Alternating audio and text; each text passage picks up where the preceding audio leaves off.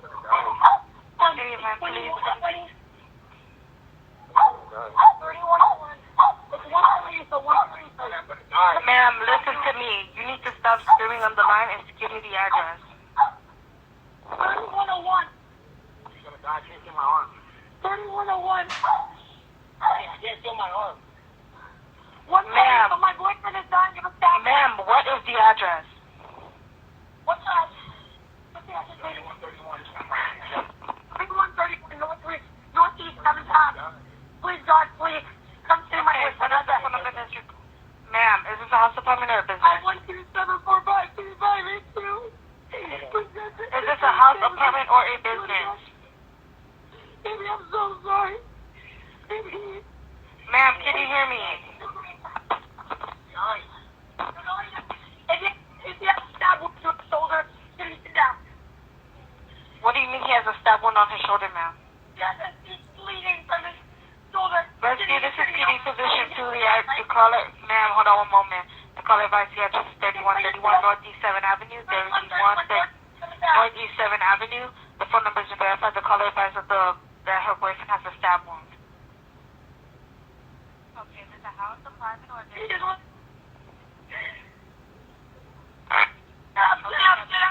Listen, please, God, please, God. Please, God, please, God. Listen, ma'am. I'm sending help. I need you to tell me exactly what happened. I'm sending help. How old is he? Ma'am, how old is he? Is he awake? Hello? Hello? Dee, are you still on the line? Yes, we're still on the line. She didn't provide a room number or anything. No, did she tell you where he was stabbed at? She said he was stabbed on his shoulder. Okay. Do you know if there's more than one wall? No, she didn't say. She just kept screaming on the line saying that he was dying, that he needed help, and she kept apologizing. But we do have a call at that same address in reference to a fight that happened. The room number could possibly be 2201, because we already have a call that two people are fighting inside of that room. So they're possibly related. Okay. I'm going to go ahead and give her a call back, but we do have rescue on the way, okay? Okay, is PD responding on the 3? Yes, we're responding on the 3. Alrighty, thank you. What is up, my crime crazy people? Welcome to Veil of Humanity, where we explore the thin line between conscience, fragility, and accountability. We are your hosts, Melonie Yelvington and Kimberly Taylor. And today we dive deep into one of the most controversial and complex criminal cases of recent years, the case of Courtney Clenney.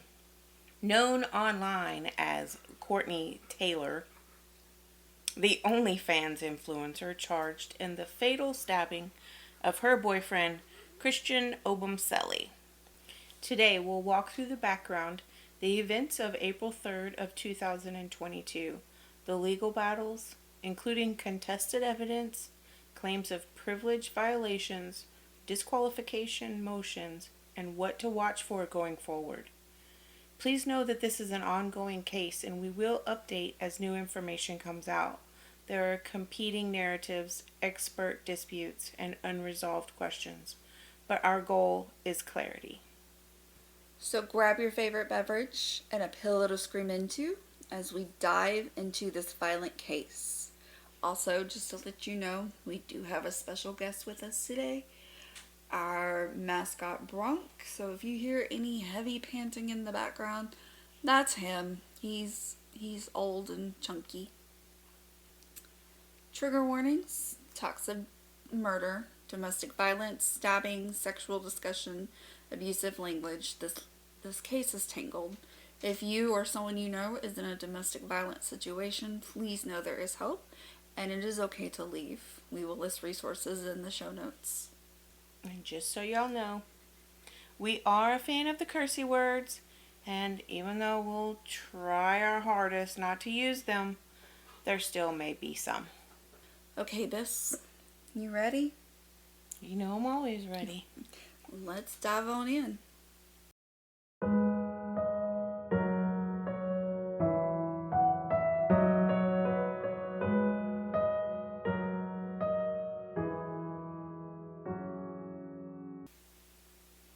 So to understand what happened, we first need to understand who these two were separately and together.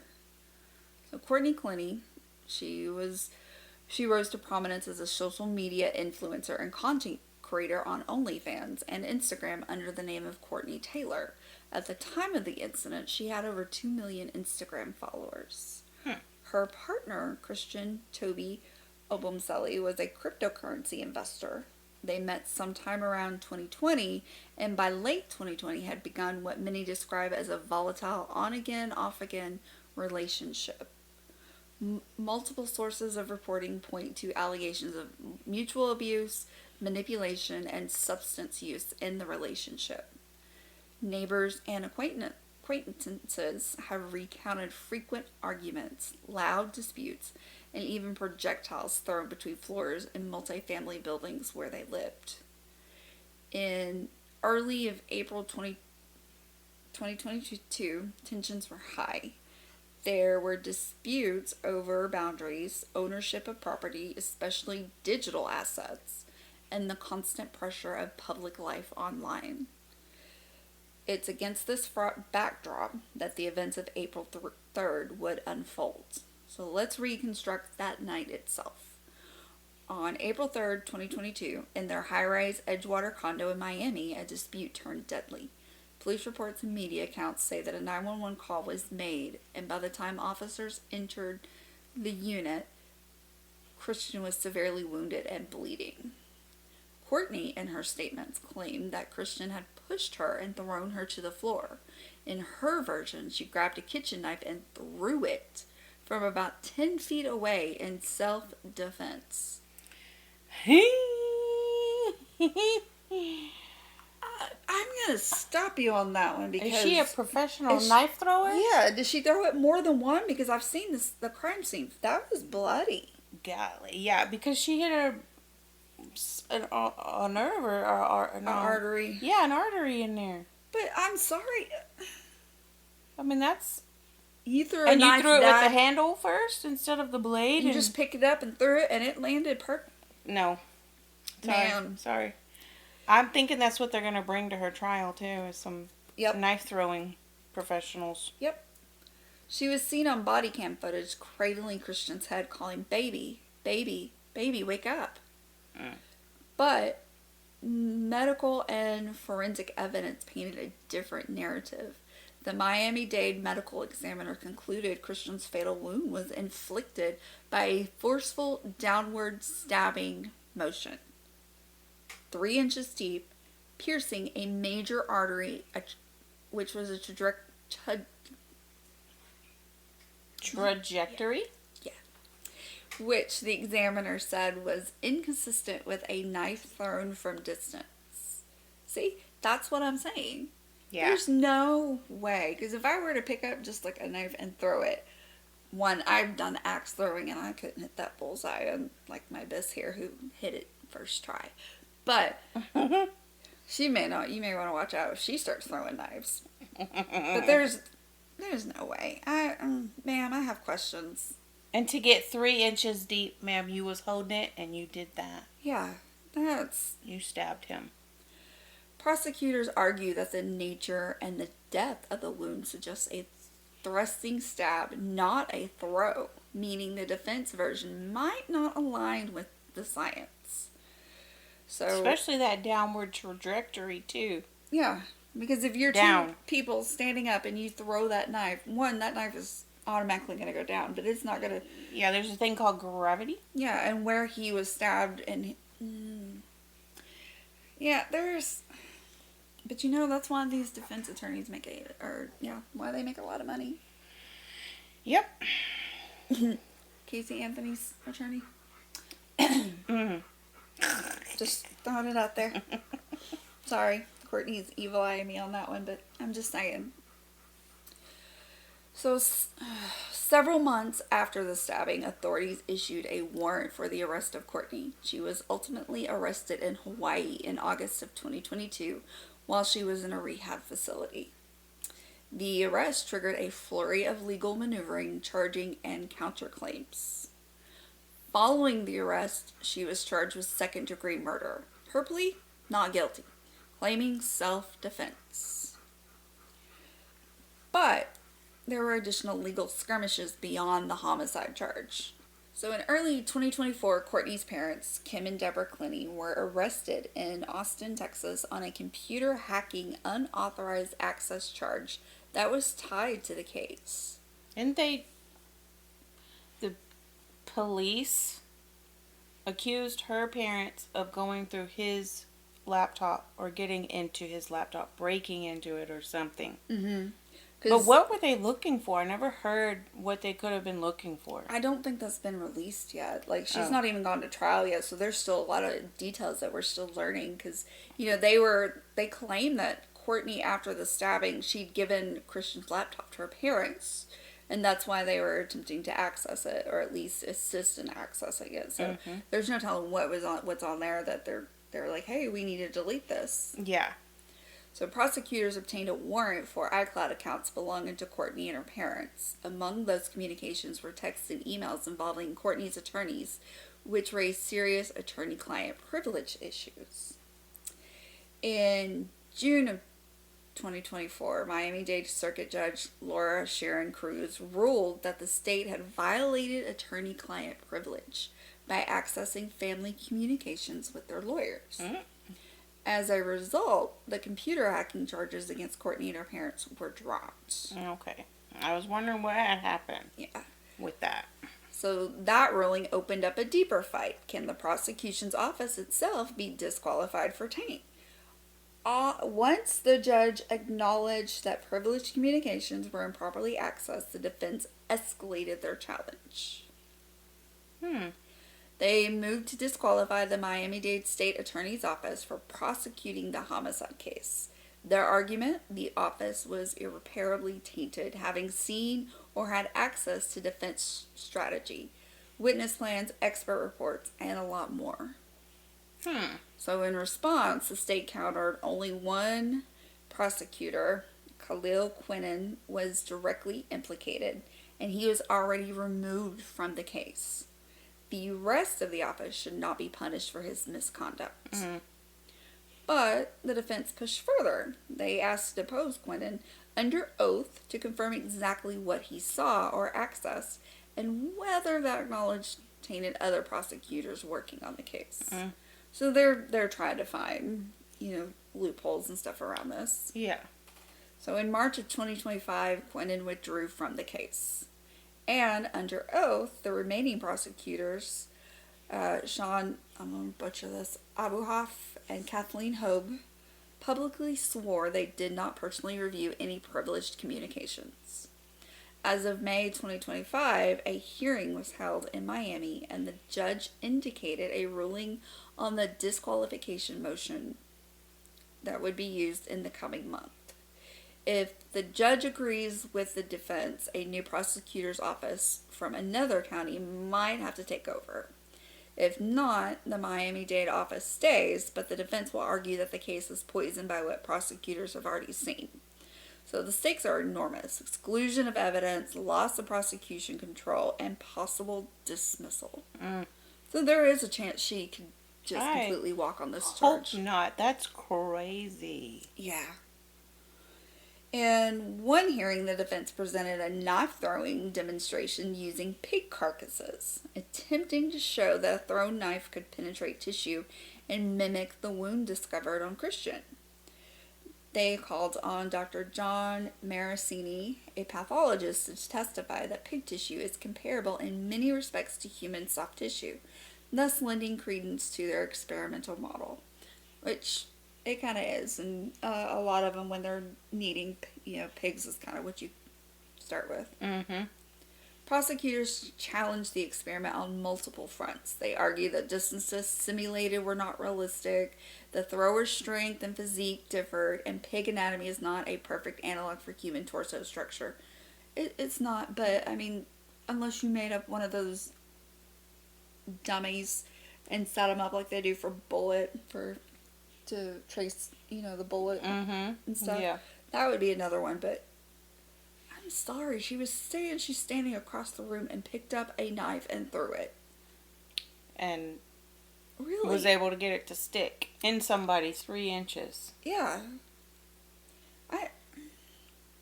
I know you can pick up a knife, you can easily throw something, but I also know once throwing gravity, it's going down. And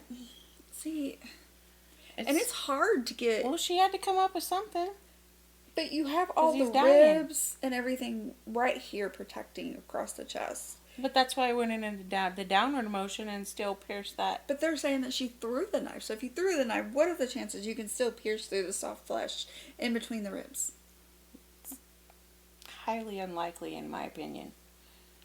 When we're talking about a kitchen knife here, we're not talking about a sawzall. Yeah. So we're talking about a kitchen knife. Bones. Pick it up in the heat of the moment and off the counter and boom. Yeah. Moreover, prosecutors maintain that the depth, angle, and force of the wound strongly suggest a thrusting downward stab, not a thrown projectile. They argue that even if a thrown knife could theoretically cause some penetration, the specific wound here does not match that scenario. A judge has yet to rule definitively on whether the defense's demonstration will be admissible in front of a jury. The body cam footage and police videos still remain under scrutiny. This is a tug of war over science, demonstration,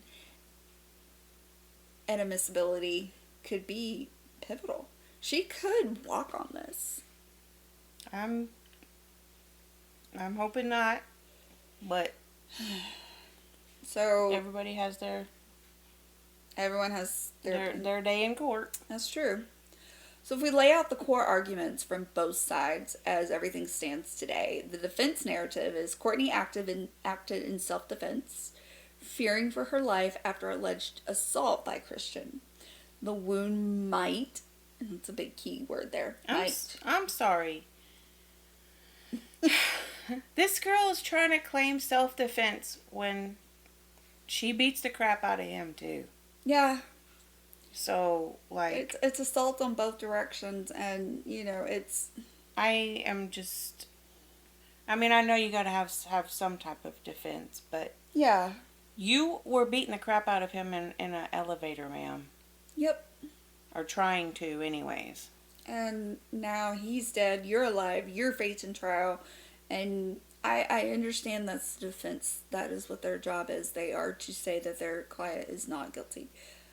But she can't regulate her emotions. No. At all.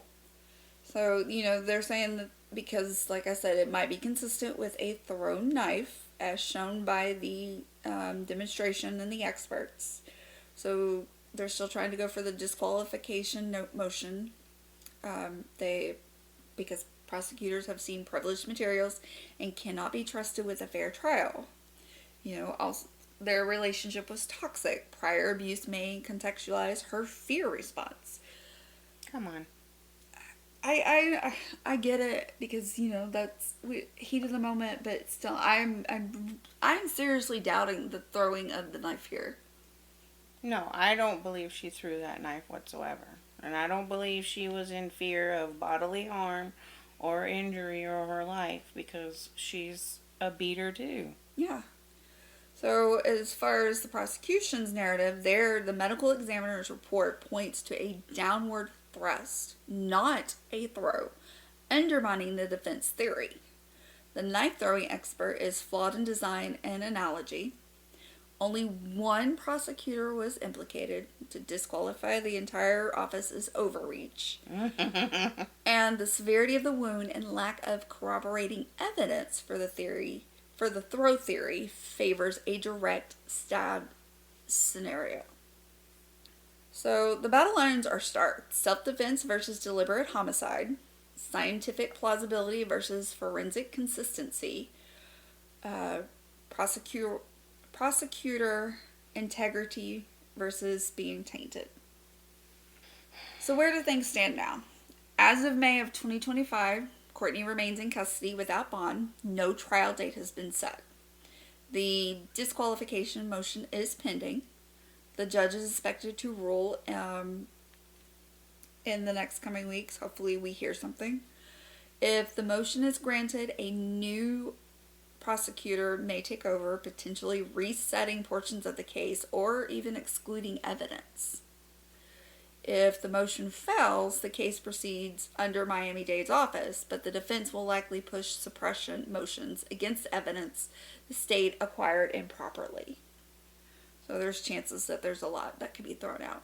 Mm-hmm. Additionally, new evidence continues to surface. There's more body cam footage being found. There's police video. Experts are debating. It's all making the evidence, the landscape, kind of very fluid. You know, it's just kind of,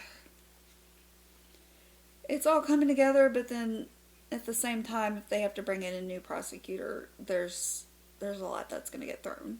Yeah, and I wonder if they'll be allowed to see all of the body cam before the stuff.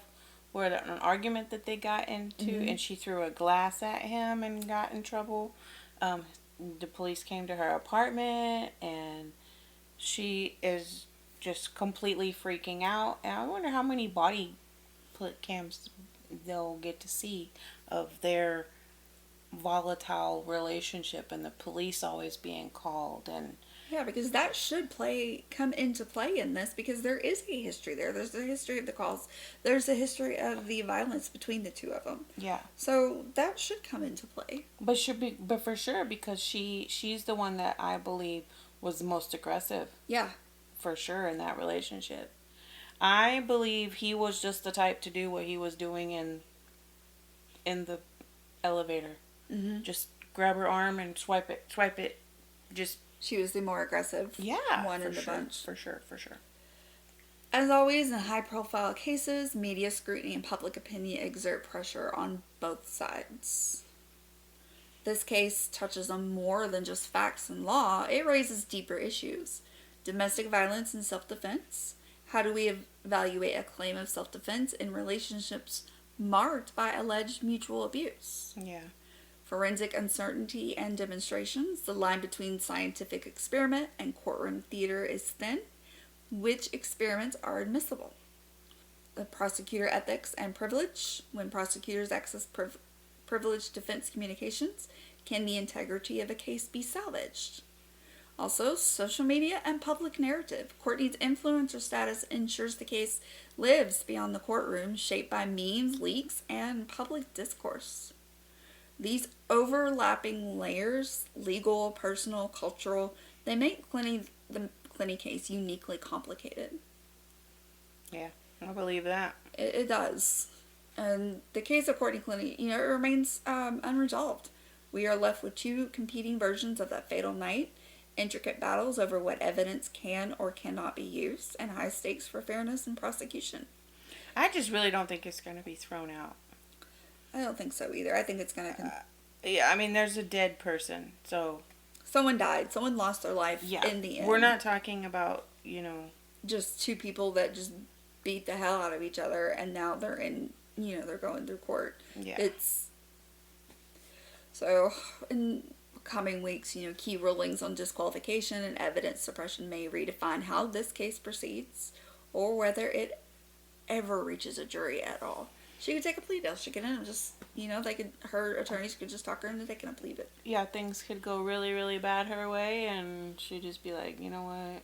Rather than risk, death penalty or even, just life in prison, she'd be like, oh, dude, so many years. We'll see. Mm-hmm. We'll keep an eye on it and keep everything updated on this. Okay, y'all. Let's breathe it out. Woosa. The story of Courtney Clenney reminds us of the complicated intersection between privilege and accountability. While the details of her case continue to spark debate, One undeniable truth stands out. When wealth, status, and race factor into the narrative, the outcomes of such cases can look very different. Alright, my crime crazy people, we will be back next week with a brand new case. To see all of our source material, please consult the show notes. Don't forget to click that subscribe follow button and catch us on our social medias, Instagram, Facebook, YouTube, and TikTok at Veil of Humanity Podcast. Also, if you have any questions, want to provide feedback, or have a case suggestion, please send us an email at veilofhumanity@gmail.com. Hosted by Kimberly Taylor and Melonie Yelvington. Produced, edited by Courtney Santos. Music is Phoenix by Luke Joe, a Bronx Bay production. Okay, Bronx, tell them we'll see them again next week.